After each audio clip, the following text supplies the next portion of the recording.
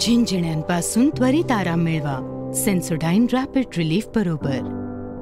लोकशाहीमध्ये त्या प्रक्रियेमध्ये मतदानाच्या प्रक्रियेमध्ये 0.0.1 जरी असेल तरी तुम्हाला मतदानाची प्रक्रिया बदलावी लागेल.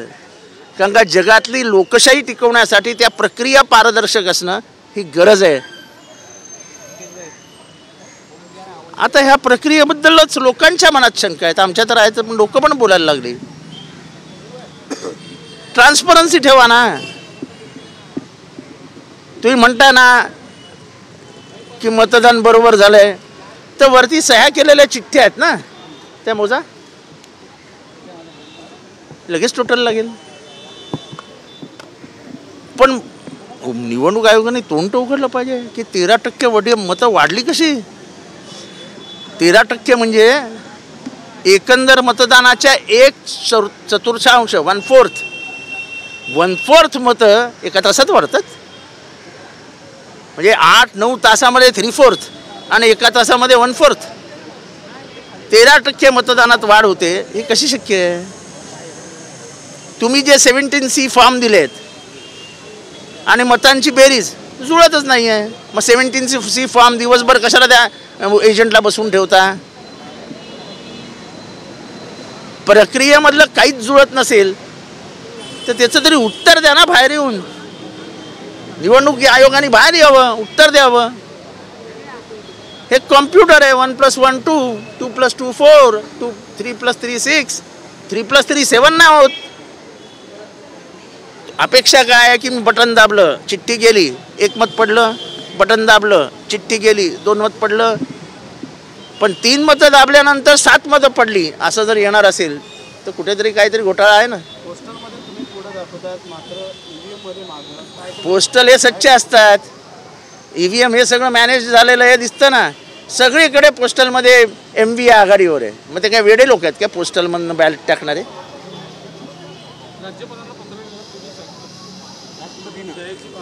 असं आहे. दुसरी गोष्ट आहे की तुमचं कोणाचंच लक्ष गेलं नाही. केअर टेकिंग चीफ मिनिस्टर असं भारतात कधी इतिहासात ऐकलंय का. म्हणजे मला आश्चर्य वाटतं, प्रेसचंही मला आश्चर्य वाटतं की हा संविधानिक मुद्दा आहे. असेंब्ली डिझॉल्व झाली 26 तारखेला, तुम्हाला हाताळता येत नाहीत. The power goes into the hands of the governor. राष्ट्रपती राजवट लागू होते. मग महाराष्ट्रात राष्ट्रपती राजवट का लागू झाली नाही. म्हणजे तुम्ही संविधानाला पायदळीच तुडवायचं ठरवलंय. भारताच्या इतिहासामध्ये अनेक वेळा अनेक सरकारं बरखास्त झाली. अनेक सरकारांच्या इलेक्शन्स मुदतीनंतर झाल्या. पण आजपर्यंत कुठेही केअर टेकिंग चीफ मिनिस्टर नावाचा शब्द आलेला नाही. याचं उत्तर आम्हाला हवं आहे. आणि ते पण राष्ट्रपती कार्यालयाकडनं आणि गव्हर्नर कार्यालयाकडनं हवं आहे.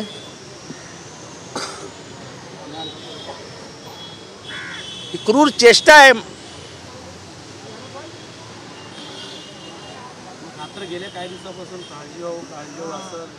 त्यांना काळजी वाहू नावाचा चीफ मिनिस्टरच नसतो. असेंब्लीच डिझॉल्व झाली आहे. 26 तारखेला त्यांची मुदत संपली. 1 तारखेला अभिभाषण झालं होतं. माझा त्याच्यावरही विश्वास नाही आहे. 26 तारखेला तुमची मुदत संपल्यानंतर 26ला 12 वाजता राष्ट्रपती राजवट लागू करायला पाहिजे होती. आज किती दिवस झाले. ही काय चूक मुख्यमंत्र्यांची नाही आहे. ही चूक राष्ट्रपती आणि गव्हर्नरची आहे. तुम्ही महाराष्ट्रातल्या लोकांना मूर्ख बनवतात. कायदा नावाची काही गोष्ट आहे की नाही. आणि तुम्ही कुठल्याही कायदेतज्ञाला विचारा की हे मी चुकीचं बोलतोय का. असं आहे की मार्कडवाडीमध्ये तिथल्या लोकांनी लोकशाही पद्धतीने आमचं गाव कोणाला मतदान करतंय हे दाखवण्यासाठी म्हणून बॅलेट बॉक्सेसद्वारे मतदान करण्याचं ठरवलं. ह्याच्यात कोणाला अडचण आहे का. तिथे काय दंगा होणार होता का. तिथे कोण कोणाच्या विरोधात होतं का. सगळं गाव शांतपणाने ते करणार होतं. या सरकारला आणि या निवडणूक आयोगाला एवढी भीती का वाटली? तुम्ही ते करूच नका. आम्ही अख्ख्या महाराष्ट्रभर करू. आमचा तो लोकशाहीचा अधिकार आहे. तुम्ही नाही दाबू शकत. तुम्ही दाबताय कारण सत्य बाहेर पडेल.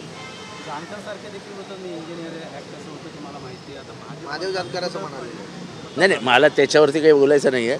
जे मेन मुद्दे आहेत, कारण जो मार्कडमाडीचा मुद्दा आहे ह्याच्यात स्पष्ट होतं की हे गव्हर्नमेंट सत्य बाहेर पडेल म्हणून हे प्रकरण होऊ देत नाही.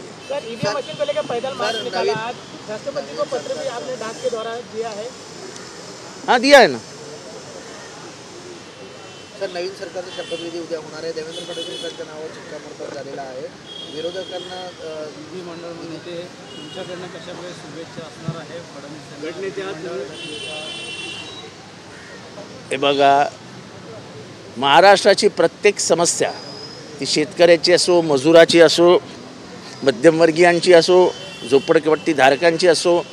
आता मी तुम्हाला सांगतो आजचा धक्कादायक बातमी. 1 एप्रिलपासून बिलांमध्ये, इलेक्ट्रिसिटी बिलांमध्ये प्रचंड वाढ होणार आहे. आता काय सरकार आलं ना, 5 वर्षांनी बघू.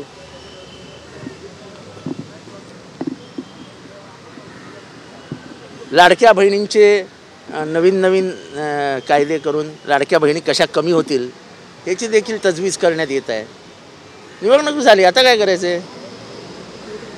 पण आम्ही लाडक्या बहिणीचा एकही पैसा कमी करू देणार नाही.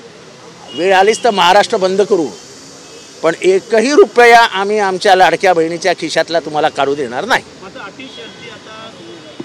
ज्या अटी शर्तींवरती पहिल्यांदा पैसे देण्यात आले त्याच अटी शर्तींवरती तुम्हाला कायम पैसे द्यावे लागतील. हा आधी विचार का नाही केला?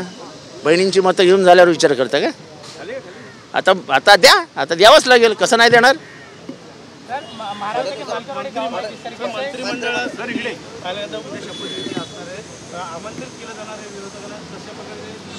मला अजून काय आमंत्रण आलेलं नाही. आमंत्रण आल्यावरती विचार करू. अजून ते झालेलं नाहीत ना. झाल्यावरती भेटून शुभेच्छा देईल. हे पण सांगतो, मी त्यांना भेटायला जाणार आहे. पुष्पगुच्छ घेऊन जाणार आहे. मी लपून बिपून जाणार नाही. त्यावेळी या बघा, मी ते पुष्पगुच्छ देईन. झिंझिण्यांपासून त्वरित आराम मिळवा सेन्सोडाइन रॅपिड रिलीफ बरोबर.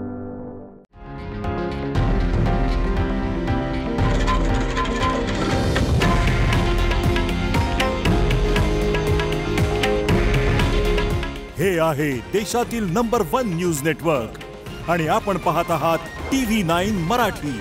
काळजी तुमची, हित महाराष्ट्राचं.